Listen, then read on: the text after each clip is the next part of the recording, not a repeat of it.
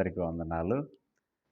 ప్రభునందు ప్రియమైన సహోదరి సహోదరులారా, మీ అందరికీ కూడా నా హృదయపూర్వకమైనటువంటి సంపూర్ణ స్వాతంత్ర్య దినోత్సవ శుభాకాంక్షలు. 79వసారి మువ్వన్నెల జెండా మరి రెడ్ కోట మీద ఎర్ర కోట మీద ఎగురుతున్నటువంటి శుభవేళ. మన దేశ క్షేమం కొరకు మనం చేసే ప్రార్థనలు ఇప్పటివరకు పాటలు పాడుతూ ప్రార్థన చేస్తున్నాం. ఈ సమయంలో మరి కొద్ది నిమిషాలు వాక్యం విన్న తర్వాత మరలా మనం మన దేశ క్షేమం కొరకు మనం ప్రార్థన చేద్దాం. దేవునికి స్తోత్రం, హల్లెలూయా. ప్రభువునందు ప్రియమైన దేవుని బిడ్డలారా, దేవుని పరిశుద్ధ వాక్య భాగంలో నుండి సామెతల గ్రంథము 6వ అధ్యాయము, సామెతల గ్రంథము 6వ అధ్యాయము 11వ వచనం. అందుచేత దోపిడిగాడు వచ్చి ఆయుధదారుడు వచ్చినట్లు లేమి నీ యొద్దకు వచ్చును. దేవుడి యొక్క పరిశుద్ధ వాక్యం ద్వారా మనతో మాట్లాడినట్లు మనం దేవుని సహాయాన్ని కోరుకుందాం. ప్రేమగల తండ్రి, పరిశుద్ధుడా, సమయంలో నాతోనూ నీ పిల్లలందరితో మాట్లాడండి.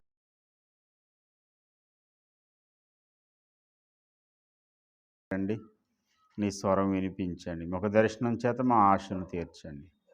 వ్యతిరేకంగా పనిచేస్తున్న దుష్ట శక్తులను యేసు నామములో బంధించి దూరంగా పారద్రోలమని యేసు పుణ్యనామములో ఆమేన్. ప్రభునందు ప్రియమైన దేవుని బిడ్డలారా, ఈ దినాన్న మన దేశ క్షేమం కోసం మనం ప్రార్థన చేయాలి అని ఒక భారతదేశంలో ఉన్న క్రైస్తవ విశ్వాసులు సంఘాలన్నీ కూడా భారతదేశ క్షేమముకై భారంతో ప్రార్థించాలని, భారతదేశ క్షేమము కోసం ప్రార్థన చేయడం అంటే ఎవరు ప్రార్థన చేయడం అని కాదు, అందులో మనం కూడా భారతీయులమే. మన కోసం మనం చేసుకోవడం. సర్వే జనా సుఖీనో భవంతు అంటారు, అందరూ బాగుండాలి అని. మరి అందరిలో నువ్వు కూడా ఉన్నావు కదా, అంటే నువ్వు బాగుంటావు. దేశం బాగుపడితే మనం బాగుపడతాం. దేశం వేరు మనం వేరు కాదు. దేశమును ప్రేమించుమన్నా, మంచి అన్నది పెంచుమన్నా, వట్టి మాటలు కట్టి పెట్టబోయి గట్టి మేలు తలపెట్టబోయి అంటే దేశాన్ని ప్రేమించాలి అని అంటే దేశంలో మనుషులందరినీ ప్రేమించాలి. దేశం కొరకు ప్రార్థన చేయాలంటే దేశంలో ఉన్న మనుషులందరి కొరకు ప్రార్థన. ఇప్పుడు మన దేశానికి ఉన్న నష్టం ఏంటి? ప్రార్థన చేయకపోతే మన దేశానికి వచ్చినటువంటి ఏవైనా నష్టం, కష్టం ఉందా? మన దేశానికి దాపరించిన అతిపెద్ద సమస్య, మన దేశం సంపన్న దేశం అని కొంతమంది అంటే చక్కని మాట చెప్పాడు. వేద దేశం అని కొంతమంది, సంపన్న దేశం అని కొంతమంది, వర్ధమాన దేశం అని కొంతమంది, ఇలా రకరకాలుగా మన దేశానికి పేర్లు పెట్టారు. కానీ ఒక ఆయన దేశభక్తుడు ఒక ఆయన అన్న మాట చెప్తాను వినండి. ఇది ఎన్నో సంపదలు, సిరి సంపదలు కలిగినటువంటి రత్నగర్భ భారతదేశం అంటే సిరి సంపదలకు పుట్టినీళ్ళు. ఇక్కడ లేని వనరులు ఎక్కడ ప్రపంచంలో ఎక్కడి నుంచో రావాల్సిన అవసరం లేదు. ప్రపంచంలో ఎక్కడి నుంచో ఇక్కడికి రావాలనేటువంటి అవసరం లేదు. ఇక్కడ అన్ని రకాల వనరులు దొరుకుతాయి. సకల వనరులు సమృద్ధిగా దొరికే స్థలం ఏదంటే భారతదేశం. ఉన్నాయి. ఇక్కడ బంగారం దొరుకుతుంది. ప్రపంచానికి ఆకలి తీర్చే అన్నం దొరికే స్థలం భారతదేశం. భారతదేశంలో అన్ని రకాల వాతావరణ శీతోష్ణ స్థితులు కలిగినటువంటి దేశం మన దేశం. మన దేశానికి ఉండే పేరు ఎంత అంత కాదు. ప్రపంచ మ్యాప్లో ఏ దేశానికి మంది సముద్ర భాగం ఉంది. మూడు భూభాగాల్లో, 3 సరిహద్దులలో అండి, తూర్పు, దక్షిణ, పడమర, ఈ 3 ఉంది మనకు. ఉత్తరాది హిమగిరి పర్వతాలు, అటు మంచుతో నిండిన పర్వతాలు, ఇసుకతో నిండిన ఎడారులు, సహారా, భయంకరమైన అడవి ప్రాంతము. ఎలాంటి అడవులు ఉన్నాయంటే కీకారణ్యాలు, దట్టమైన ఫారెస్ట్స్ ఉన్నాయి మనకు మన దేశంలో. సముద్ర జలాలు ఉన్నాయి, ఎడారి భూభాగం ఉంది, అంటే చల్లని మంచుతో నింపబడినటువంటి హిమగిరి పర్వతాలు ఉన్నాయి. అంటే ఇది లేదు అనడానికి లేదు. కొన్ని దేశాలంతా ఎడారి దేశాలు. దుబాయ్ అని దుబాయ్ ఏముంది? ఎడారి సముద్రంని. సస్యశ్యామలమైనటువంటి దేశం మన భారతదేశం. అలా చెప్పుకుంటూ పోతే నాకు ఎంత ఆనందంగా ఉందో హృదయంలో. జనగణమన అధినాయక జయ హే. మొత్తం నదుల పేరు, ప్రాంతాల పేరు అన్నీ కోడ్ చేసుకుంటూ భారతదేశాన్ని ఘనపరుస్తూ రవీంద్రనాథ్ ఠాగూర్ గారు ఈ జనగణమన గీతాన్ని ఆలపించారు. ప్రియమైనటువంటి సహోదరులారా, నేను చెప్పేది ఏంటంటే ఇంత సిరి సంపదలు కలిగిన ఈ దేశం మరి సంపన్న దేశం ఎందుకు కాలేకపోయింది? అందుకే ఒక పెద్ద ఆయన అన్న మాట అన్నాను, ఏంటంటే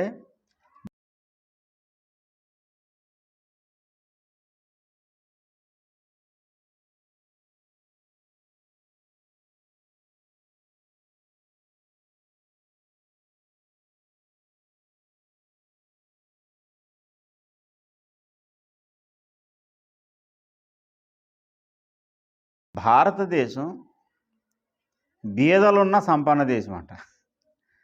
సంపన్న దేశమే, కానీ ఏముంది? కటిక బీదరకు ముందు కూడా 5 రూపాయలకి అన్నం పెడితే, 2 రూపాయలకి అన్నం పెడితే అన్నం కోసం లైన్లో నిలబడేటువంటి పరిస్థితి ఇంకా దేశంలో ఉందంటే దేశం ఎంత దారిద్ర్యంలో ఉందో గమనించండి. దరిద్రపు అంచులలో, దారిద్ర్యపు పరిస్థితుల్లో దేశం ఉంది, లేదనడానికి లేదు. ఒక పాత జోక్ అని ఒక పాత విషయం ఒకటి చెప్తాను, వినండి. పౌరాణిక కథ ఇది. మా సో పేరు చెప్పను కానీ మా దేవుడు ఎంత గొప్పోడు అంటే, నిత్యము అన్నదానాలు జరుగుతున్నాయి. రోడ్ల మీద ఎంతోమంది బీదలు, ఆకలితో ఉన్నవారికి అన్నం పెడుతున్నాడు మా రాజుగారు. అంత గొప్ప రాజు మా రాజు అంటే, ఎల్లవయ్యా చెప్పావు కానీ మీ రాజు పాలనే సరిగ్గా ఉంటే ఆ రోడ్డు మీద మెతుకుల కోసం, మీరు పెట్టే భిక్ష కోసం ఎందుకు నిలబడతారు వాళ్ళు? నువ్వు పెట్టే భిక్ష కోసం వాళ్ళు ఇంకా రోడ్డు ఎక్కి నిలబడ్డారంటే ఆకలి బాధ ఉండబట్టే కదా. ఇప్పుడు మన ఏరియాలో ఇక్కడ ఉన్న వాళ్ళందరినీ పిలిచి అన్నదానం చేస్తున్నామంటే వెళ్ళొచ్చు కొంతమంది. బాగా సంపన్నులు ఉన్న ప్రాంతానికి వెళ్ళి అన్నదానం చేస్తున్నాం రండి మటన్ బిర్యానీ అంటే ఎవడన్నా వస్తాడా ఇంట్లోంచి బయటికి? వాడింట్లోనే ఎంతో భోజనం ఉంది, విలువైనటువంటి ఆహారం వాడింట్లోనే ఉన్నప్పుడు వాడు రోడ్డు ఎక్కి అన్నం కోసం ఎందుకు రాగలుగుతాడు?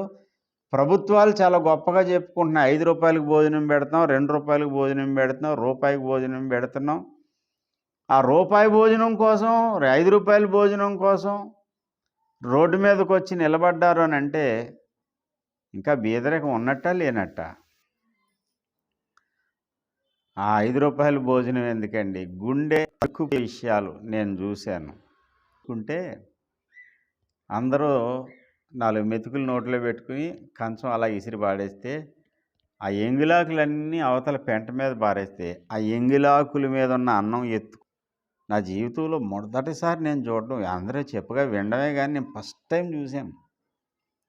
ఒక చిన్న కుర్రాన్ని తీసుకెళ్ళి వాళ్ళ నాన్న పెంట మీద పారేసిన ఎంగిలాలన్నీ చేరదీసి ఒక ఖాళీ ఆకులో ఈ ఎంగిలాను అంతా దాంట్లో వేసి కొడుకు తినిపించినాడు. అలాంటి పరిస్థితులు ఎన్నున్నాయి మన దేశంలో. మన దేశంలో ఇంకా ఫ్లైట్ పడుకునే వాళ్ళు చాలామంది ఉన్నారు.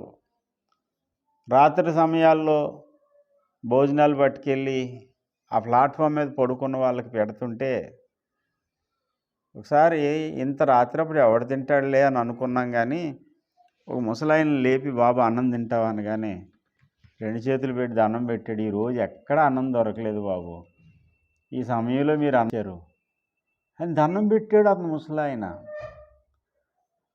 ఎవడున్నాడు పేదవాడు అంటాడు. ఎవరి దగ్గరకైనా వెళ్తే కదా తెలిసేది. ఆకలితో అన్నం కొరకు, మాకు ఆకలేస్తుంది అన్నం కావాలి అని అడిగేవాళ్ళు చాలామంది ఉన్నారు. నిన్న చేతిలో డబ్బులన్నీ అయిపోయినాయి, ఇంకే డబ్బులు లేవు.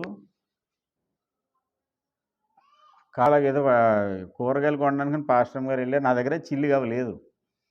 ఒక ఆవిడ వచ్చి అడుగుతుంది, బాబు ఏమన్నా సహాయం చేయండి బాబు అని అడుగుతారు ఎవరినైనా. ఆవిడ ఏమడిగింది తెలుసా? పొద్దున్నుంచి ఏమన్నా తింటాం, ఏమన్నా ఇవ్వండి అని అడుగుతుంది. ఏం చేయాలో నాకు అర్థం కాలే. ఏమి ఇవ్వాలో నా దగ్గర ఏమీ లేదు, చేతిలో చిల్లిగా లేదు. ఈ లోపల పాస్టర్ గారు కూరగాయలు కొని లోపలికి వచ్చారు. కారు దగ్గరికి వచ్చేసరికి ఆవిడ చేతిలో 20 రూపాయలు ఉంది. ఆ 20 రూపాయలు తీసి ఆవిడ చేతిలో పెట్టారు. 20 రూపాయలకి ఏమవుతుంది అండి? ఆవిడ అడిగింది నాకు లగ్జరీ కావాలని అడగలేదు. ఏమడిగింది? పొద్దున్నుంచి ఏం తినలేదు. నిజంగా ఆవిడ అడుక్కుండే ఆవిడ కూడా కాదులో ఉంది. అడుక్కోవడం కూడా చేత లేదు ఆడికి. అడుక్కుండే వాళ్ళకి ఒక పద్ధతి ఉంటుంది, ఒక భాష, లేకపోతే ఒక రకమైన బాబు ధర్మం చేయండి బాబు, ఈ టైప్ ఉంటుంది. అలా కాదు, డైరెక్ట్గా వచ్చేయండి, ఏం తినలేదండి, ఆకలి ఎత్తుందండి అన్న అన్నం పెట్టించండి అని అడుగుతుంది ఆవిడ. ఆకలితో అలమటించే వాళ్ళు ఎందరో ఈనాటికి మన దేశంలో ఉన్నారు. సంపదలు లేవా మన దేశంలో? మన దేశంలో ఎన్నో సంపదలు ఉన్నాయి. ప్రక్కనే ఉన్నటువంటి చైనా దేశం, మన ప్రక్కనే ఉన్నటువంటి దేశాలు ఎంతో వర్ధిల్లుతూ ఉన్నాయి. చిన్న దేశమైన జపాన్, మా స్కూల్లో మాస్టర్ గారు జపాన్ అనేటువంటి దేశాన్ని గురించి చెప్పారు. జపాన్ దేశంలో నాగసాకి, హిరోషిమా, నాగసాకిల మీద అణుబాంబులు వేసింది అమెరికా. సర్వనాశనం అయిపోయినటువంటి, రెండో ప్రపంచ యుద్ధంలో సర్వనాశనం అయిపోయినటువంటి ఆ జపాన్ ఇప్పుడు మంచి డెవలప్డ్ కంట్రీ. ఇప్పుడు ఎవరన్నా అంటే ఏమంటుంది సార్, 2050లో ఉందట. మనం 2025లో ఉన్నాం, 2050లో ఉందంట ఆ దేశం. అంత డెవలప్ అయ్యింది అది. ఎందుకు డెవలప్ అయ్యింది? మన దేశంలో సంపదలు లేవా? సంపదలు ఉన్నాయి, గనులు ఉన్నాయి అండి. భూమిని త్రవ్వి ఎన్నో ఖనిజాలు, విలువైన ఖనిజాలు తీస్తున్నారు. కానీ బాధాకరమైనటువంటి విషయం ఏంటంటే, ఎన్నున్నా సరే మన దేశం మాత్రం ఇంకెక్కడ కూర్చున్న మనందరికీ ఏదైనా స్థిరమైన బ్రతుకుదెరువు ఉందా ఇంకా అండి? ఈరోజు పనికి వెళ్తేనే, మన రెక్కాడితేనే కానీ డొక్కాడిన పరిస్థితి.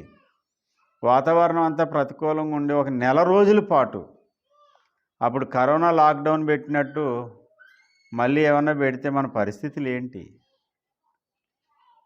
ఏమి దిక్కుదోచని పరిస్థితి. Question mark. ప్రశ్నలు మాత్రమే ఉన్నాయి, జవాబులు లేని పరిస్థితులు మనకి. అందుకే మన దేశానికి ఉన్న అనేక దరిద్రాలకు మూల కారణం ఏంటయ్యా అంటే, మన దేశానికే కాదు, ఇక్కడ కూర్చున్న మనకున్నటువంటి మూల కారణం ఏంటయ్యా అంటే, ఈ సామెతల గ్రంథం 6వ అధ్యాయం 6వ వచనం. సోమరి చీమల యొద్దకు వెళ్ళుము, వాటి నడతను కనిపెట్టి జ్ఞానము తెచ్చుకొనుము.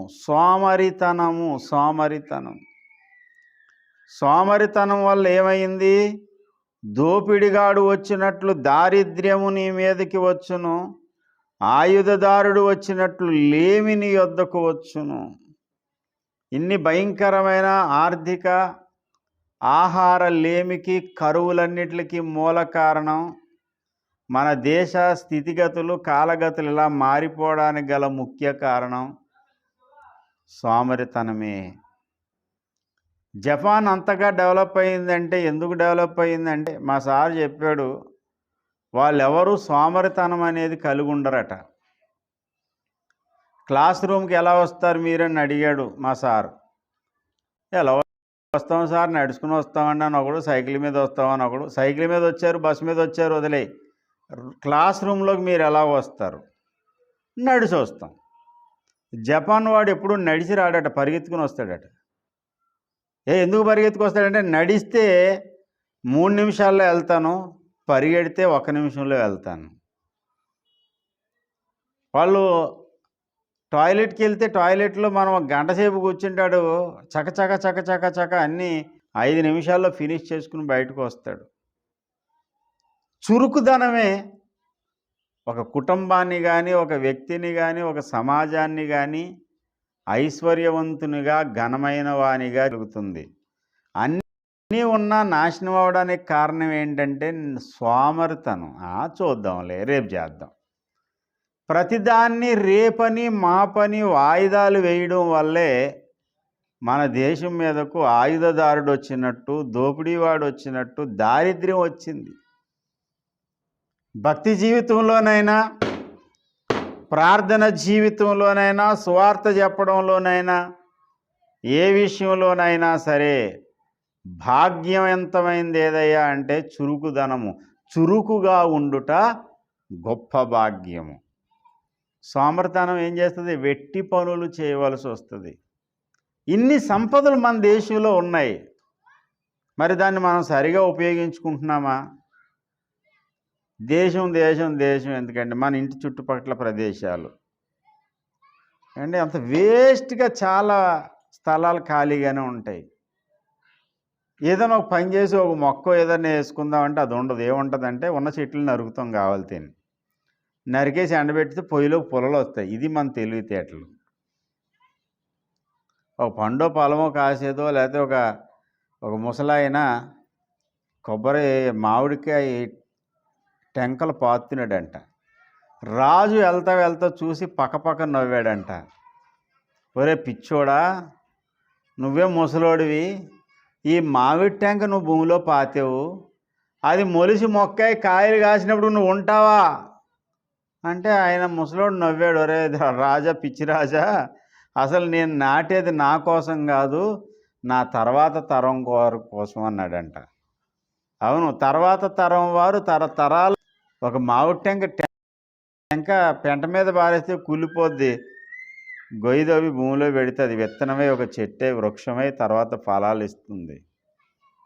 ఎన్ని స్థలాలు ఏజెన్సీ ఏరియాలకి వెళ్ళినా, ఇక్కడి నుంచి వరకు వెళ్ళినా నాకు అనిపిస్తుంది ఇన్ని స్థలాలు వేస్ట్గా వదిలేశారు కదా.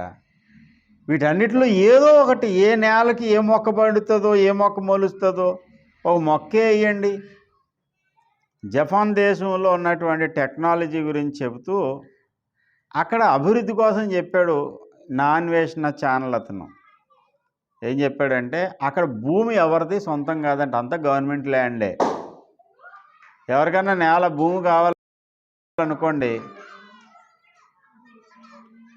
ఆ కోతులతో పాటు మన కోత కూడా వెళ్ళిందా చూడండి, గోల ఎక్కువైంది. దేవునికి స్తోత్రం.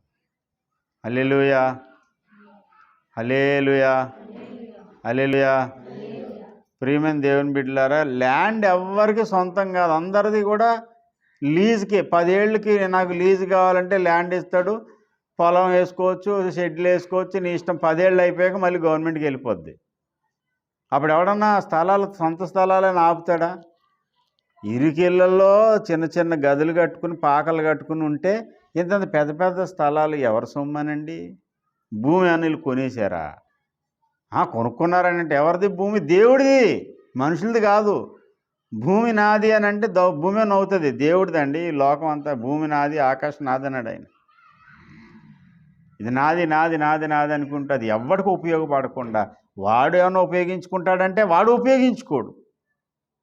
వాడు ఎక్కడున్నాడో తెలియదు, వాడు అడ్రస్ తెలియదు, వాడు ఉన్నాడో పోయాడో కూడా తెలియదు.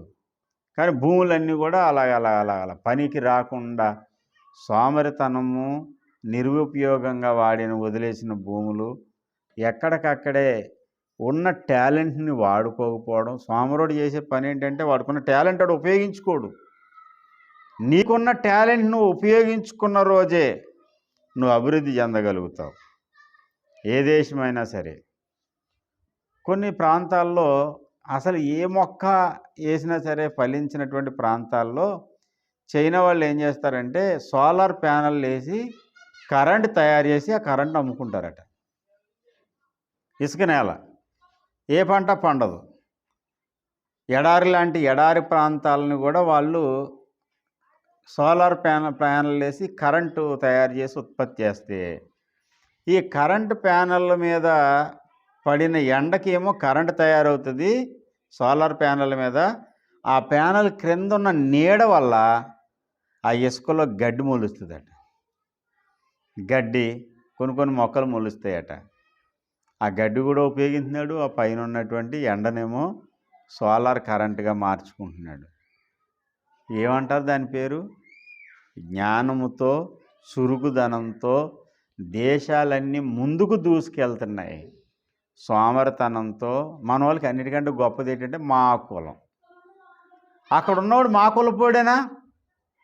మా కులపోడేనా? మా కులం మా కులం మా కులం కులం అనే కుష్టుతో దేశం నాశనం అయిపోతుంది. సోమరితనంతో దారిద్ర్యంలోకి వెళ్ళిపోతుంది మన దేశం. చదివే పిల్లలు కొంతమంది ముందుకు చదవగలుగుతున్నారు బాగా, మిగిలిన వాళ్ళు అందరూ వెనక్కి వెళ్ళిపోతున్నారు. కారణం ఏంటో తెలుసా? సోమరితనం. చదువుకుంటారంటే ఎగ్జామ్స్లో చదువుతాడు, ఎగ్జామ్స్లో అయితే అప్పటికప్పుడు ఏం ఉరకెక్కదు. భయంకరమైన సోమరితనమైన దురాత్మ మన దేశ ప్రజల మీద సంఘం మీద ఆవరించింది కాబట్టే అభివృద్ధి అనేది కనపడడం లేదు. ఏ దేశం? ఈ దేశం సంపన్న దేశమే, కానీ ఎవరున్న దేశం? బీదవాళ్ళు ఉన్న దేశం. మన బీదరికానికి కారణం ఏంటంటే ఎవడో వచ్చి అమెరికా వాడు ఎత్తుకుపోయాడు, బ్రిటిష్ వాడు ఎత్తుకుపోయాడు అని చెప్తున్నారు కదా. బ్రిటిష్ వాడు ఎత్తుకుపోవడం కాదు, మరి బ్రిటిష్ వాడు పోయి చాలా కాలం అయింది, 79 ఏళ్ళు అయ్యింది. 79 సంవత్సరాలు పూర్తయిపోయింది. 79వ సంవత్సరం వచ్చింది యాక్చువల్గా. ఈ స్వాతంత్ర దినోత్సవ వేడుకలు ఎన్ని అని చెప్తే ఎంత రాసుకున్నాం సంఖ్య? 79వ స్వాతంత్ర దినోత్సవము. కరెక్ట్గా 78 ఏళ్ళు నిండుతుంది. అసలు 78వ అని రాయాలి, కానీ 79 అని ఎందుకు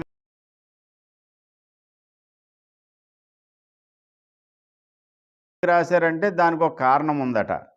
ఆ కారణం ఏంటంటే మొదటిసారి స్వాతంత్రం వచ్చిన రోజు రాత్రి జెండా ఎగరేశారు. అది మొదటిసారి ఎగరేయడం. స్వాతంత్రపు దినోత్సవ వేడుక మొదటిసారి జరిగిపోయింది. అది ఎప్పుడు జరిగింది?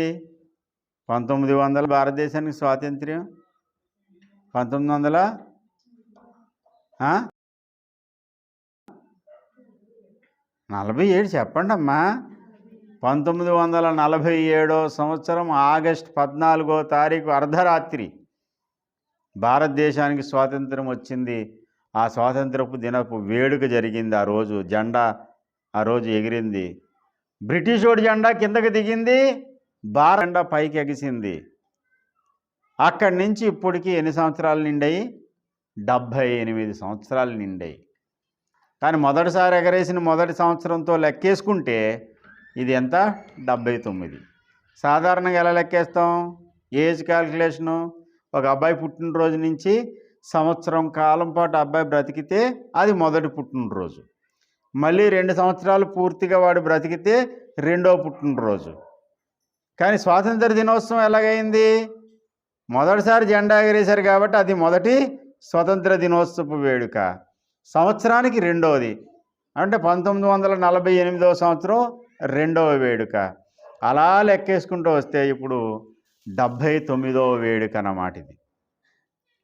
అంటే 78 సంవత్సరాలు పూర్తయినా తెల్లోడు మన దేశంలో దారిద్ర్యం బాగలేదు. అప్పటికి ఇప్పటికి కూడా ఆ దారిద్ర్యం అలాగే ఉంది. ఇంకా సంపన్నులుగానే ఉన్నారు, బీదవాళ్ళుగానే ఉన్నారు. సంపదలు సృష్టిస్తూ ఉంది దేశం రోజు రోజుకి. మరి సంపద ఎందుకు సృష్టించలేకపోతున్నాం అంటే సోమరితనం, వెట్టి పనులు చేయవలసి వస్తుంది. సోమరితనం దేశాన్ని నాశనం చేస్తుంది. సోమరితనం అనే దురాత్మ పోతే దేశం సస్యశ్యామలం అయిపోద్ది అంతే. సోమరుడు దేన్ని వినియోగించుకోడు. సోమరుడికి ఏదున్నా సరే వంకలు చెప్తాడు. సోమరుడు అంటాడంట, వీధిలో సింహం ఉన్నది, దారిలో నేను చంపబడుదును, రే లేచి బయటికి వెళ్ళరా అని ఏదైనా పని చేసుకోరా అన్నాం అనుకో, సోమరోడు ఏమంటాడట? ఏమంటాడండి? వీధిలో సింహం ఉన్నది, దారిలో నేను చంపబడదు. నీడు ఎక్కడుండంటున్నాడు? వీడు మంచం మీద పడుకున్నవాడికి దారిలో సింహం ఉందని వీడికి ఎలా తెలిసింది? అంటే హేతువు లేని కారణాలు చెప్తాడనమాట. వాడు చెప్పేటువంటి సమాధానాలు ఎలా ఉంటాయంటే సమంజసంగా ఉండవు, అందులో సారం ఉండదు, వాస్తవాలు ఉండవు. అవసరమైన దాని మీద దృష్టి పెట్టకుండా అనవసరమైన దాని మీద దృష్టి పెట్టడం వల్లే దేశం నాశనం అవుతుంది. సంపదలు సృష్టించుకోవడానికి, ఉన్న వనరులు వాడుకోవడానికి ప్రయత్నం చేస్తూ ఉంటే అది వదిలేసి ఏం చేస్తారు తెలుసా? జ్యోతిష్యాలు చూపించుకోవడానికో, జాతక చక్రాలు, ఈ వారంలో వాస్తు ఏమంటారు, జాతక ఫలాల ఏమంటారు దాన్ని, నీ నక్షత్ర ఫలాలు ఇలా ఉన్నాయి, నీ బుధుడు వెళ్ళాలి అక్కడ కూర్చున్నాడు, వీల్ చైర్ మీదేమో శనిగాడు కూర్చున్నాడు అండి, జాగింగ్ చేస్తూ శుక్రుడు వచ్చాడు. ఏం సార్ జ్యోతిష్కాలు జాతకాలు ఎందుకు సార్? ఉన్న స్వశక్తి మీద, ఆ దేవుని దయ మీద ఆధారపడి నీ స్వశక్తిని ఉపయోగించి నీ ప్రయత్నం నువ్వు చేస్తే ఎంత బాగుంటుంది. అది ఎక్కట్లేదు ఇప్పుడు సమాజానికి. ఏం కావాలి ఎంతసేపు అని అంటే పనికిరాని చిన్నపిల్లలు నాశనం అయిపోవడానికి కారణం చెప్పనా? మా సమయంలో పెద్ద ఏమీ లేవు. నా చిన్నప్పుడు మొబైల్ ఫోన్ లేదు, టీవీలు లేవు. ఎప్పుడైనా టీవీ దగ్గరికి వెళ్ళాలనుకుంటే ఆదివారం మాకు దొరికేది, అర్థం కాకపోయినా బొమ్మలు చూసేవాళ్ళం. అదేంటంటే రామాయణం వచ్చేది హిందీలో, అది హిందీ రామాయణం. శుక్రవారం రాత్రికి చిత్రాలహరి, ఆదివారం ఏమో ఒక సినిమా వచ్చేదిలో ఉంది, ఆదివారం ఎప్పుడు ఒక సినిమా. ఇంకా మిగతా టీవీలో ఏమి రావు. సాయంత్రంలో శాంతి స్వరూప్ గారు ఈరోజు వార్తల్లోని ముఖ్యాంశాలని ఒక 5 నిమిషాలు వార్తలు చెప్తాడు, ఆ తర్వాత ఏమీ రాదు. ఇంకా ఆ దూరదర్శన పాడి పరిశ్రమలో ఏం చూడడం, ఇంకేం చూస్తాం, మాకేమి అయ్యి ఈ పిచికారీ చేసి అది కొట్టండి, దాన్ని కొట్టండి, ఇది కొట్టండి అంటాడు. అదేమో మనకి ఎక్కదు. అది కూడా టీవీలు అందరి దగ్గర లేవు. సంజయ్ నగర్ మొత్తం మీద ఒక 2 3 ఉండేది టీవీ. అందులో ఆ 2 3 కూడా ఎవరికీ చూపించరు, అందులో ఒకరే చూపించేవారు. టీవీ దగ్గరికి వెళ్ళి అందరూ పీటలు వేసుకుని ఆ చిత్రాలహారి చూడడం అయిపోయింది అంతే. మళ్ళీ ఇంకేం చేస్తాం? ఫిజికల్ యాక్టివిటీ చక్కగా ఆడుకుని పాడుకొని ఆ తర్వాత స్కూల్కి వెళ్ళిపోవడం, చదువుకోవడం, ఫ్రెండ్షిప్ అనేది ఉండేది. ఇప్పుడు ఫ్రెండ్షిప్లు లేవు పిల్లలకి. ఒకరినొకటి తన్నుకోవడం, ఎంతసేపు రీల్స్, ఎంతసేపు గేమ్లు. నాశనం అయిపోతున్నారు పిల్లల జీవితాలని నాశనం చేస్తుంది. భవిష్యత్తు అంతా పాడయ్యేది ఎక్కడి నుంచి అంటే పిల్లల దగ్గర నుంచే సైతాన్ గడి పెట్టుకొచ్చాడు ఈ సోమరతనం అనేది. చురుకుదనం లేదు. చిన్నపిల్లలకి గుండె జబ్బులు వస్తున్నాయండి. చిన్నపిల్లలకి గుండె జబ్బులు ఎందుకు వస్తున్నాయి? ఫిజికల్ యాక్టివిటీ లేదు, చక్కగా పరిగెత్తే పరిస్థితి లేదు, ఆటపాటలు లేవు అండ్ బంధాలు లేవు, అనుబంధాలు లేవు. ఎంతసేపు ఆ సినిమాలు, ఆ రీల్స్, ఆ గేములు, పడుకోవడం, పందిలా తినేయడం. మరి తిన్నది ఇంకెక్కడ అరుగుతుంది? తిన్నది అరగాలంటే ఏం చేయాలి? ఫిజికల్. ఒక్కలు కాదు, మొత్తం దేశంలో చాలామంది పరిస్థితి సర్వనాశనం అయిపోవడానికి మూల కారణం సోమరితనము. ఈ సోమరితనానికి ముఖద్వారం ఏంటయ్యా అంటే మొబైల్ ఫోన్స్. ఉట్టి మొబైల్ ఉపయోగించి ఏమీ లేదు. రైల్వే కూలీ, డిగ్రీ వరకు చదువుకున్నాడు, ఏమీ ఉద్యోగం లేదు. రైల్వే కూలీ అంటే ఏం చేస్తారు? మూటలు మోస్తారు. నెత్తిమే మూటలు పెట్టుకుని బ్యాగులు మోస్తారు. ట్రైన్ వచ్చినప్పుడు మూటలు మోస్తారు. ట్రైన్ వచ్చేవారు ఖాళీ కదా. రైల్వే డిపార్ట్మెంట్ వాళ్ళు వైఫై ఫ్రీగా ఇచ్చారు. ఆ వైఫై ఫ్రీగా ఇస్తే మొబైల్ ఫోన్ ఉంది. రైల్వే కూలీ ఆ వైఫై వాడుకుని మొబైల్ ఫోన్ చూస్తూ ఐఏఎస్ చదివి కలెక్టర్ అయ్యాడు. సివిల్ సర్వీసెస్ సిద్ధపడ్డాడు, నేర్చుకున్నాడు. ఏమయ్యా నీకేముంది, ఏ ట్యూషన్ ఉంది? లక్షలు అడుగుతారు ఐఏఎస్కి, సివిల్ సిద్ధపడడానికి ట్యూషన్ చెప్పడానికి. ఏ రూపాయి ఉపయోగించలేదు. చురుకుదనం అనేది ఒక వ్యక్తిని తీసుకెళ్ళి అందల మీద కూర్చోబెడుతుంది. సోమరితనం పైన ఉన్నవాడిని తీసుకొచ్చి కిందన పెడేస్తుంది. మా చిన్నమ్మ, మా అమ్మ చెల్లెలు వాళ్ళ మామయ్య గారు వాళ్ళకి ఒక 40 ఎకరాలు ఉండేదట. 40 ఎకరాల పొలం. పని చేయడం ఏంటని ఎవ్వరు పని చేయడం మానేశారు. 13 మందో 12 మందో పిల్లలు పంట భూమికి వెళ్ళడం, ఆ పంట తెచ్చుకోవడం, తినడం, ఏమన్నా అవసరమైతే ఒక ఎకరం అమ్ముకోవడం, అన్నీ చేసుకుని ఏంటి 40 ఎకరాలంటే మనిషికి ఒక 3 ఎకరాలు వచ్చినా 12 3 36, 3 ఎకరాలు సరికి అతనికి ఎంత ఉందంటే ఇక ఈ డయాస్ అంతా స్థలం అదే రోజుకి నెలకు 1000 రూపాయలు రెంట్కి తీసుకుని అందులోనే ఉన్నారు వాళ్ళు. ఒక గజం భూమి సొంత భూమి లేదు. చచ్చిపోయే వరకు అద్దింట్లో ఎక్కడ? దేనివల్ల అయింది ఇదంతా?